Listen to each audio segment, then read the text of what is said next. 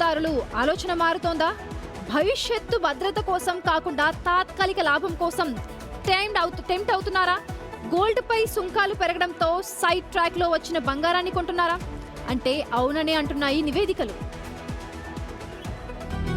Iran America యుద్ధం తర్వాత బంగారం ధరలు ఊహించని విధంగా పెరిగాయి. ధరలు పెరగడంతో పాటు సుంకాన్ని కూడా మే 13న 6% నుంచి ఏకంగా 15% పెంచడం కొనుగోలుదారులపై మరో పిరుగుపడినట్లయింది. బంగారం కొనేందుకు వినియోగదారులకు భారంగా మారింది. బంగారం తప్పక కొనాలన్న వారు సుంకాల నుంచి తప్పించుకునేందుకు అక్రమ మార్గాల్లో వచ్చే బంగారం వైపు మొగ్గు చూపుతున్నారు.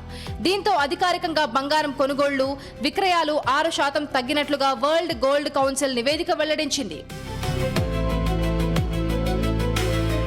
బిల్లులు లేకుండా కొనుగోళ్లు చేపడితే జరిగే నష్టాలపై వినియోగదారులను వరల్డ్ గోల్డ్ కౌన్సిల్ హెచ్చరించింది.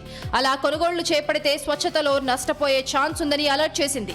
ధర ఎక్కువైన అధికారిక కొనుగోళ్లు మాత్రమే చేపట్టాలని సూచించింది. భవిష్యత్తులో ఆ బంగారాన్ని తిరిగి అమ్మాలన్నా లేదా గోల్డ్ లోన్ పెట్టుకోవాలన్నా బిల్లు లేకపోతే ఇబ్బందులు ఎదురవుతాయి. బంగారం కొనుగోలు చేసేటప్పుడు తాత్కాలిక లాభం కోసం కాకుండా భవిష్యత్తు భద్రత కోసం ఎల్లప్పుడూ పక్కా హాల్ మార్క్ బిల్లు తీసుకోవడమే బెటర్. సో ధర ఎక్కువైన రసీదుతో కొనుగోళ్లు చేపట్టాలని సూచిస్తున్నారు మార్కెట్ నిపుణులు.